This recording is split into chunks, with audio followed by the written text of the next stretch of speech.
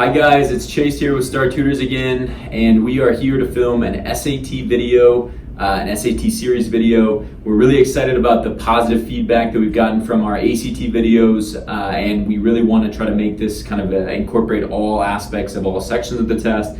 So today we'll be filming a math without a calculator section of the SAT. That's without doubt the section that we get the most requests for. And so we figure we'll walk you guys through it a little bit. We've already made one no calculator section video. We're going to do another one today, obviously, and then we should have a writing and language video up pretty soon as well. But those two sections, writing and language and math, without a calculator, tend to be the ones that we get asked about the most. I actually think that those two sections are the two easiest sections of the SAT. We'll talk about why as we go through this section. The reading section of the SAT tends to be the hardest. We'll film a video like that. It's very nuanced for the SAT reading section. It's a little bit different than how you'd be reading in school or how you'd be reading for fun, for those of you that do read for fun. And so we just have to talk a little bit about what the tone words mean and how specific and analytical you have to be on the SAT reading section. In any case, that's not the premise for today's video. We're going to do an SAT no calculator section. This is the same one that was administered for the April 2019 statewide exam. So if you took the statewide tests around the country, this would be the one. This would be the test form that they used. So if you might have that for you might have ordered that or have that for yourself. So we encourage you guys to follow along. Fortunately, the Maine government, the state of Maine's government, has posted this test online, so we will be able to post this in the comments section, and you guys can just follow the links, and you'll be able to follow along right from there, even if you don't have the copy yourself. So thank you, state of Maine. It allows for us our videos to be a little bit more interactive here. So we're really excited. Let me pull this up. Oh, one other thing, guys, don't forget that we have incorporated all of our SAT and ACT materials onto our Star U app. So we encourage you guys to download Star U. It's very interactive. It's all free, and the premise of it is so that you guys can get more practice problems and actually see in real time the strategies that I'm using are the same ones that are incorporated in our Star U app. Again, it's free of charge. There's a bunch of practice problems, a lot of lessons, chapters, for you guys to comb through. If you're really self-motivated, we highly encourage you guys to use that. We're providing all these resources for you to try to help you on these tests that have for better or worse, made a big impact on your college applications. And we want you guys to do as well as possible. We want it to be available for free. So we encourage you guys to download that, Star U. It's in the App Store or on Google Play. You can also get it at www.staru.co. And yeah, we encourage you guys to download it if you haven't already. Without further ado, guys, here is the April 2019 statewide administered test. If you guys want to follow along, please click the link, and Owen will put the timer. You guys have finally been introduced to Owen for those that have watched our ACT series. Owen will put the timer in the bottom right hand corner, and we are going to be off and running. Okay, and our time starts now. Okay, so again, the nice thing about the no calculator section is that you don't have to worry about working. We don't have to worry about working on the side with the calculator. Okay, so question number 1 says, Juliet rented a car for one day. Let's see here. Okay, guys, so right away, for question number 1, if you guys look at the rest of these questions, they look pretty straightforward. One looks like it's more of a word problem. I'm going to do one last on this page, just because I want to get off to a good start. I'm looking at number 2. I was not paying attention and I was distracted. I was looking at number 2. 2 looks way easier. It's a very straightforward question. I'm going to do 2 and maybe come back to 1, or maybe do that one last. We'll see what happens here. But 2 is really straightforward. Just don't make a simple mistake on number 2.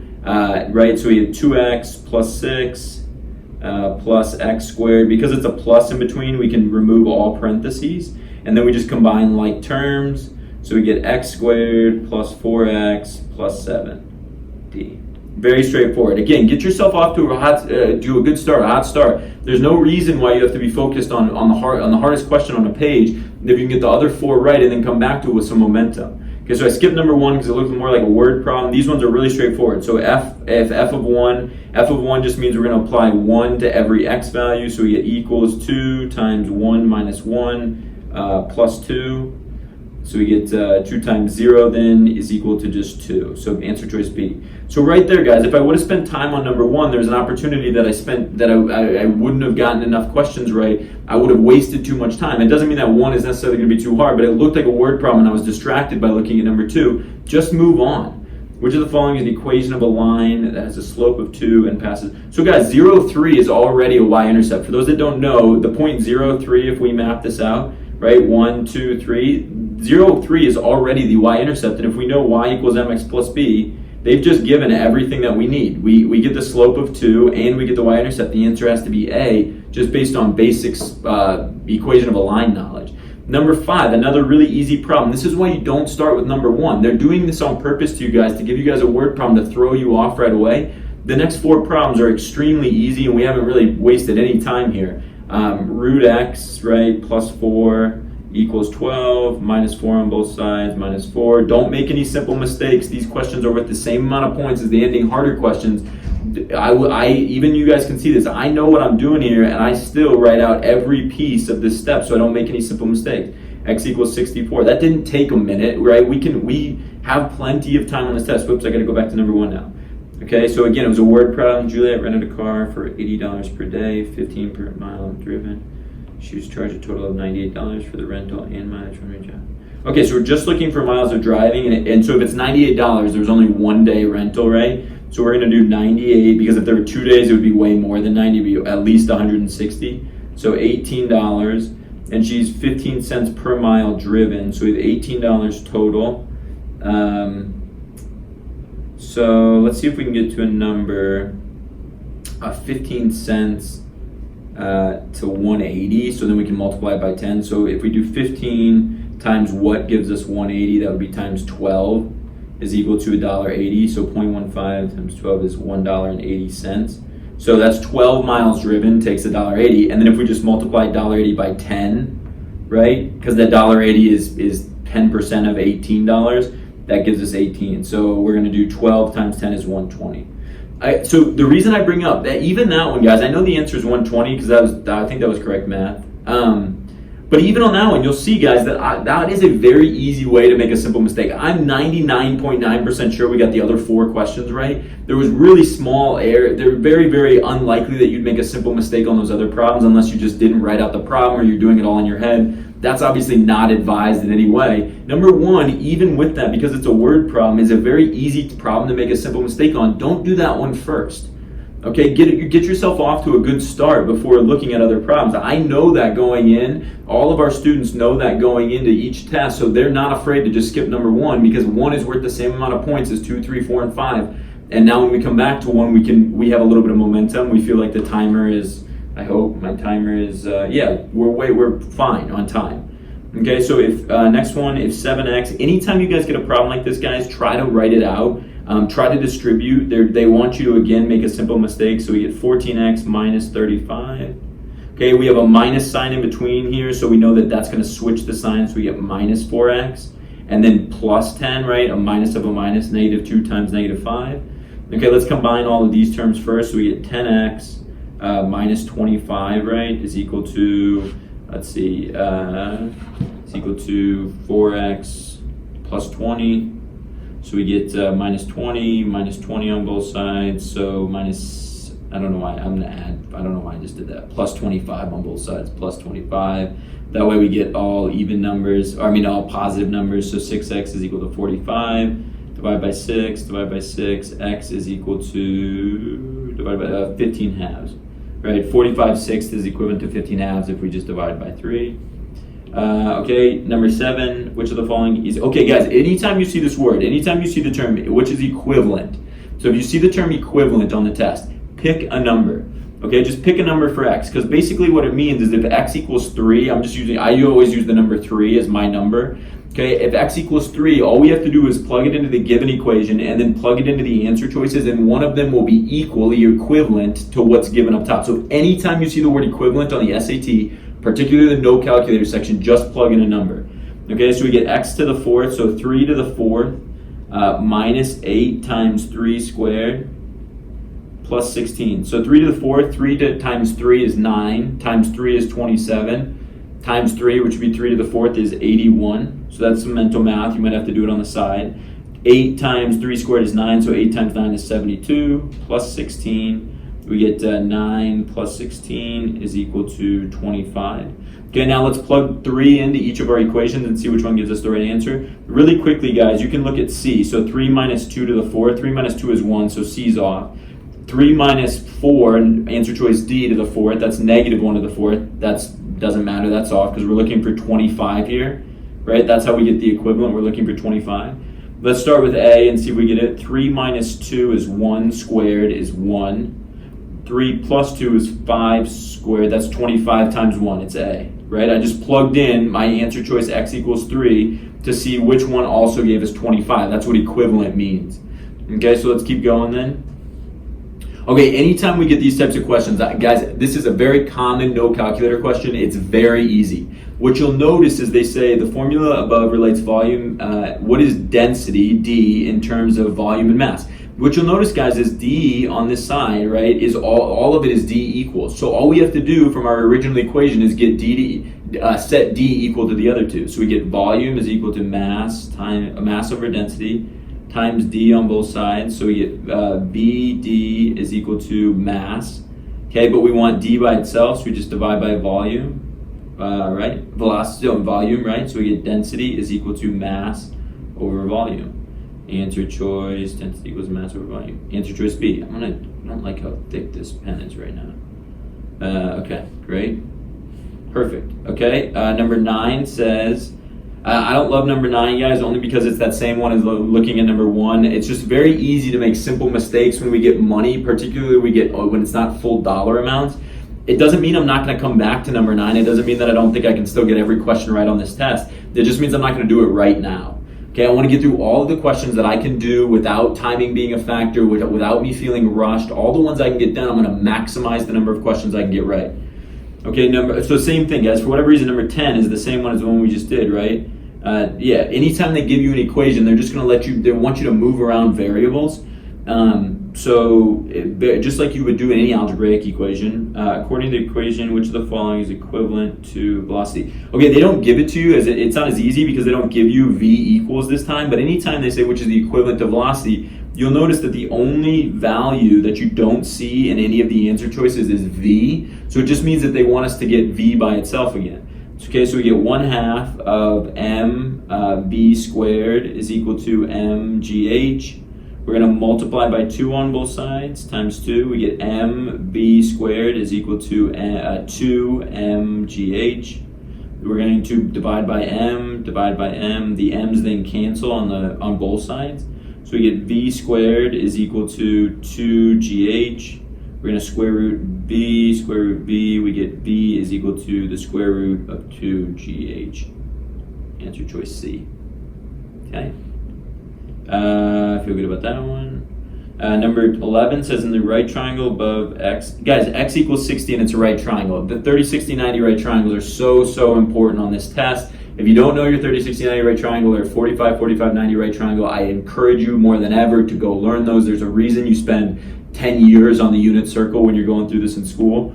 It says, what is the side length of AB? AB is the hypotenuse. If we just know that the short leg is x and the hypotenuse is 2x, right away, guys, if you know this, I'm explaining it, but if I were to see this on a real test, because I know my special right triangle so well, that would have been a 4-second problem. The answer is 8, and it's a rule of special right triangles.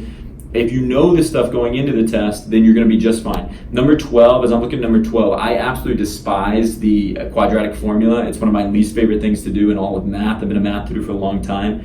I don't love doing the quadratic formula, so I'm just going to skip number 12. I probably can do it, but I just don't. There's a chance. 13, same thing. I'm going to skip that one for now. Let me see how much time I have here. I still have 15 minutes left. I've skipped 2 or 3 problems. I feel fine. 14 is a really easy problem if you just know complex numbers. What is the sum of the complex numbers? What is the sum of the complex numbers? 6 plus 5i. So if you know that I squared, right? Everybody should know this. I squared is just equal to -1. Okay, so I squared equals -1. And we're looking for the sum, which just means we're adding all this up. So we get 6 plus 5i plus 8. Yeah, sorry, I'm trying to figure out how to best write this. Plus 8 plus 3i. Now I don't love this size of the pen. That looks bad too. I think the SAT gives you less room than the ACT. Anyway, probably not something I need to worry about right now. 3i squared, but remember the 3i squared becomes -1, so we get 6 plus 5i plus 8, and then minus, right, minus 3, minus 3i, 3 times I squared, which is just -1. So actually, no, it's plus there. And then we get, what? We get 14 minus 3 plus 5i. And we get 11 plus 5i. So answer choice A. Okay, just know that I squared, but again, if I didn't go off on my tangent about the size of the Apple Pencil I'm using, and if I know my I squareds, that's a really easy question. Which of the following could be the graph of x squared plus 2x plus 2? Okay, this is one where the SAT, if you were to do it properly and perfectly, they would want you to go and complete the square. We'll do that here in a second, but there's a chance that if you guys look at this, there's a way to solve for this by not completing the square. If you get a plus 2x plus 2, remember that if you, plus 2x plus 2, it doesn't factor perfectly, and the plus 2x plus 2 generally means that they're going to be imaginary numbers. Let me show you how to solve for this to make sure we get it right. We get y equals, and we're going to go again, complete the square, so x squared plus 2x, right? Because we want to find where the vertex is based on these problems. X squared plus 2x plus 1, right? Because plus 1, and then we're going to say this is going to be plus 2 out here. But remember then, if we add 1 on this side, this is all completing the square in here. We have to add 1 on the other side, so we get y plus 1 is equal to x plus 1 quantity squared plus 2. Sorry for my bad handwriting here, that drives me nuts, but I can't figure out a way to write this properly. Right, so then we get -1, so we get y is equal to x plus 1 quantity squared plus 1. Okay, don't forget that this value inside the x shifts the opposite way, and this one shifts it up. So if we know that it shifts up instead of down, we can immediately eliminate answer choices A, and we can eliminate answer choice D, and then it shifts to the left because x plus 1 shifts to the left, not to the right. X minus 1 shifts it to the right.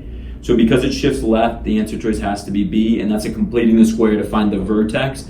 And then they're only going to give you one vertex that it actually works. So let's keep going. 16 then. 16. Let's see. It says if the graph of the cube. So remember, guys, once you hit these student-produced response questions, make sure I'm good on timing to start talking a little bit. Yeah, so once you hit these student-produced response questions, don't forget, guys, that they start over in a level of difficulty. So don't overthink question number 16. It's supposed to be an easier problem than number 15 that we just did. It's a much easier problem. So don't overthink this one. It says the graph of the cubic function is shown in the x-plane above. That's just trying to throw you off. That doesn't really matter if f of a is equal to 0. So when when y equals 0, what is x, right? X equals what? Okay, so that's just the roots. We talk about those. Those are the most important things in most graphs of functions. Anytime y is 0, so that would be at x equals 2, x equals 4, and x equals 8.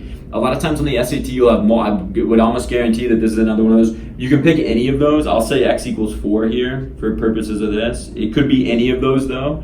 X equals 2, x equals 4, x equals 8 I think will all be right answers unless I'm missing something.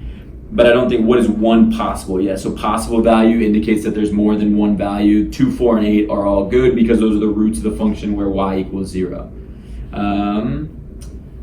Okay, so number 17 is again designed to confuse you. It shouldn't be. It says in the equation above, a is a constant. If the equation is true for all values of x, what is the value of a? Guys, anytime they give you, you've seen me do this on earlier problems on this test, anytime they give you something to distribute it and see what it looks like. They will, in a lot of these questions, they'll lead you to the right answer. Okay, so in this one we get 5x plus 5a plus 3x squared minus 3a is equal to 3x squared plus 5x plus 4. Okay, and now we can solve because now we're going to have these line up, right? So we get 3x squared plus 5x. Okay, now we're good. Left and right are both lined up correctly.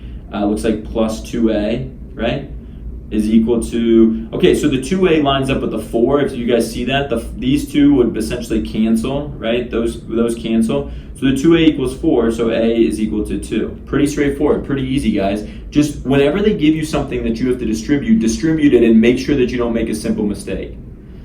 Number 18, what is the solution of the system of equations? What is the value of P1? Okay, so P1, they're just trying to confuse you with this M1, P1 thing. Anytime you see a solution of a system of equalities, or equations, all you want to do on these questions is just substitute or do the thing where you add or subtract down, right? You line up the terms and add down. In this case, because the second term, the second equation is easy because it doesn't have a coefficient of 1 on these problems.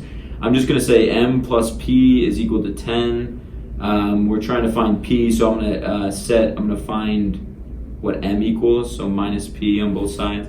So we get m is equal to 10 minus p, right? And then we can plug that in and solve for p. So we get 3 then times times 10 minus p is equal to, or plus 2p is equal to 24. So we get 30 minus 3p is plus 2p equals 24. Then we get minus 30 on both sides, and then those combine to get negative p equals negative 6. So p is equal to 6. Okay, great. Next problem down. Let's see. Next problem down, we get 4x minus 5y is equal to 2. The graph of the equation above in the xy plane is a line. What is the x-coordinate of the x-intercept of the line? So x-coordinate of the x-intercept. So in the x-intercept, I don't know why, but the SAT loves you to line up the equation to make it a y equals mx plus b equation. If you're not familiar with that, if you're more interested you're more used to point slope form, just making sure we're good on time, we are, then you want to make sure you're familiar with y equals mx plus b. The SAT loves y equals mx plus b. So we're going to do minus 4x on both sides, minus 4x. We're going to just solve. So we get negative 5y is equal to negative 4x plus 2 divided by negative 5 all the way across to get y equals. So we get y equals 4/5 x minus 2. And then they're looking for the x-intercept. So the x-intercept, remember, is always where y equals 0. So we can just set y equal to 0. 0 equals 4/5 x minus 2. Plus 2 on both sides, so that we get plus 2, right? So we get x by itself. 4/5 x is equal to 2 times 5/4 on both sides. 5/4. So we get what? Times 5/4. All right, x equals 0. What is the x-coordinate? Okay, I'm going to move on there because I'm not sure. X-intercept. Times 5/4 gives us what? 10/4. So x is equal to 10/4. Doesn't make sense though, because minus 2. Oh yeah, it does. Yeah, that's right. That's right. Yeah, 10/4. Yeah. Okay, great. Cool. Let's keep going. I don't love 20. Remember, we still have some questions. 20 is going to be the hardest single question. We don't get answer choices for it. It's probably the hardest single question on the test. Let's see. What is the 14 we did? Let's go backwards. 13. And again, whichever of these is going to give us trouble with timing, we got to move on because we have 4 questions left. We have about 5 minutes. The average cost per square foot, but don't lose focus. You watched it. For those that watch our ACT videos, Owen a couple days ago did an unbelievable job at staying focused on the ACT English section. Do the same thing. The average cost per square foot in dollars can be modeled by the C function, where T is the number of years. The function, what is the 50 point? So 50.25, because it's attached to T, is the variable cost. So it's anything that's going to vary based on cost. So the average cost, no, it's not the average, it's variable cost. It's not average, so the average is wrong. The approximate increase in years, no, because that's T is the increase in years. The average increase, the approximate increase, right? That's variable, and the average cost, yeah, it's got to be D. So that's an easy one if you just understand it. So remember that whatever's attached to the x in the y, this is another y equals mx plus b equation, except that c equals 50.25t plus b. Whatever's attached to that variable, the x variable, that is an independent variable. That's the whole point of it. It's the slope. So it's gonna represent a variable increase or decrease in cost. Okay, let's do this one. 12, again, it's negative b. If you know the quadratic equation, then it's not very hard. I just don't love doing it. This is negative b plus or minus the square root of, 2b minus 4ac all over 2a, I hope. Let's see if we can get this one down. So we get negative 6 plus or minus the square root of 12. B, by the way, guys, this is A, 4 is A, this is B, this is C. 12 minus 4 times 4, which is 16. 6 and 4 and 1, A and C, all divided by, is that right? 12? How are we getting? All divided by 2 times 4. I don't love that. You'll see why I don't love the quadratic equation. Let me see if I can get another one right here. Okay, yeah, this one I feel pretty good about. We're going to be running out of time. Yep, I got to go. For a rider, a taxi driver, plus 40 cents for each 1/5 of a mile driven. The total charge for the ride is $27. What is the distance traveled in miles? Okay, so taxi initial fare, $30. So total charge should be, we have to subtract out the initial cost. We did that on number 1, 2, so we get $24.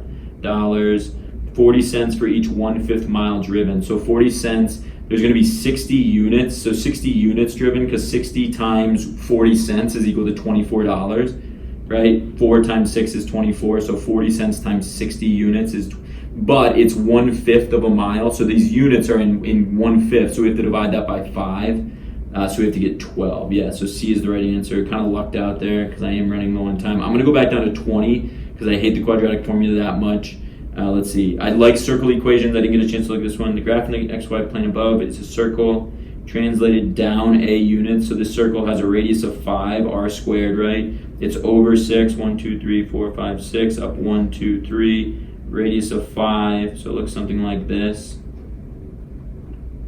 Right? And now we're looking for it to be translated down a certain amount of units. No, it's down here, sorry. It's down here, same place, but it's down like this. And we want it to be tangent to the x-axis. So because this graph is already over the top, it's got to be translated up. The value of A plus the radius, so it's got to be 8. Guys, that's just really good circle equation knowledge. If you don't know that one, that's okay. So if it's tangent to the x-axis, it's going to be perfectly, it's going to have a 1 point touching the x. It was already down 3, but the radius went over. So the only way to get tangent is if we translate it up to 5 so that it perfectly comes around to the x-axis. Okay, let me try this one again. Negative b, I have 40 seconds left, but I think this is the last equation. I feel good about the other one, so I'm going to try to stay focused. What is it? B negative b plus or minus the square root of b minus 4ac. Maybe it's just b. 6. 16 is 10. B squared.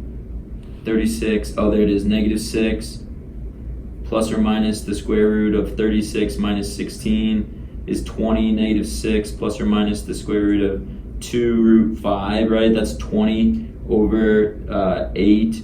We're going to cancel that, cancel all of those to make that 1, negative 3, and 4. So it's negative 3a, I think. Man, guys, that was me being it. So you guys can see that. Hopefully that went well. I still think it went well, and I still think that last number 12 was still A. But that was, you can see how if you get a little complacent, like I was getting there at the end, you can see how easy it is to start missing problems. I thought I was gonna have, I was fine on time, but then I started to realize it's probably too late that I was. The reason I was fine on time is because answering all the ones that I knew how to do first. So that's the downside to it. But again, the idea of maximizing your score, even if I missed some of those at the end, I am 99% sure that I got 17 or 18 questions right. And that's really what I wanted to go through with this video, was that if you go through all the ones that you feel confident with first, or the ones that aren't going to be time consuming, getting 17 or 18 questions right if you have been brushing up on your math skills isn't very hard to do.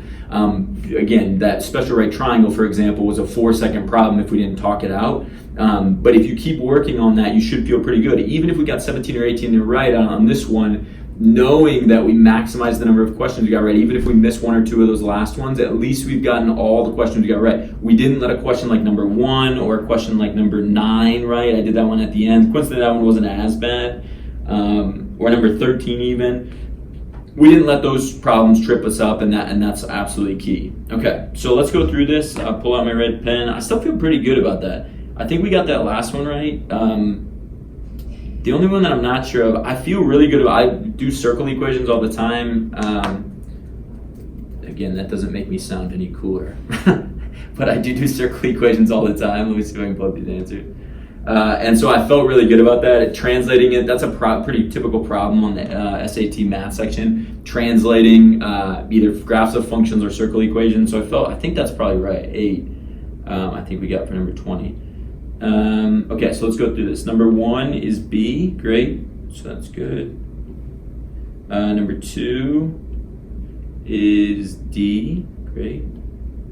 Number 3 is B, yep. Number 4 is A, that one right. Number 5 is C. So we're off to a good start, guys. Again, I didn't know if one was definitely the hardest on the first page, or at least the most time consuming, easiest one to make a simple mistake. If you knew how to do the rest of those problems, those were all, like, we were talking out loud on those, but those were all, if you put your head down, like 15-second problems. If you don't make simple mistakes and you keep your head down, those are really easy questions. So for that matter, so is number 6, right? Just no simple mistakes. It's just very basic algebra, distributing, right? Distributive property, that was B. That one was 1, that was definitely right. Let's see, 7 was A, got that one right. That one was another easy one. Anytime you see this word equivalent, don't forget that you're just plugging in a number. And it's going to be at least one question on every SAT no calculator section that's going to be equivalent, have an equivalent. 8 has to be right. Yeah, 8's B. These ones are really easy problems, guys. Don't be flustered by this equation that you don't know. I have no volume and density just because of physics stuff, but generally speaking, that didn't have any effect on that problem at all. They're just throwing that at you to see if you get flustered a little bit. Number 9, I didn't feel great. 9 was C, that's great. I did think that those units, that did make sense, but I did that last. 10 has to be right. Let's see, 10 is C. Yeah, 10, again, I didn't know this equation that well, but if you take enough of these no calculator sections, you know that not to be flustered by a question like that, or by an equation like that. Number 11, let's see, has to be B. That would be, yeah, 11 is B. That would be really bad if I got that one wrong, because I said it was so easy. It is really easy if you just memorize your special right triangles. They give them to you on the SAT earlier, but I obviously from a timing perspective, I recommend that you just know that. That becomes a 4-second problem. Number 12 was the only one. 12 was A, got it. Okay, so 12 was A, that's great. Perfect, so 12 was A, that's good. 13 was the variable one, yep, 13 had to be D, that felt good too, even though we did it late. 14 was A, great, 14 was A. Again, complex numbers, and 15 was B. Yeah, these last two problems, guys, those are problems that if you just know how to do it, they are very, very easy. I mean, realistically, if I was taking this test myself and had my head down, those two problems would be ones where despite them supposedly being pretty hard, those would be two problems where I would try to answer those first overall, because I know how to complete the square, I know what complex numbers do. If you knew complex numbers right here for number 14, that was a 10-second problem. All you had to know was to plug this in, right? 3 and -1, and then just not make a simple mistake. It's just basic algebra, basic addition from there. Okay, number 16 was hopefully 4. Yep, so 16 was 4, that's great. Let's see here. 16 was 4. You could, on 16, by the way, guys, you could do 2, 4, 8. 17 was 2. Great. Again, the problems start over as you get into the student-produced responses, so the level of difficulty. 18 rather was 6, P equals 6. The only thing I'll say about 18 is if you do system of equations, even though I felt good about this answer, I knew that we had done all the steps right. It's really easy to make simple mistakes on systems of equations, so you just have to be really careful on those. 18 was 10/4 or 2.5, great. Or sorry, that was 19. And 20 was 8.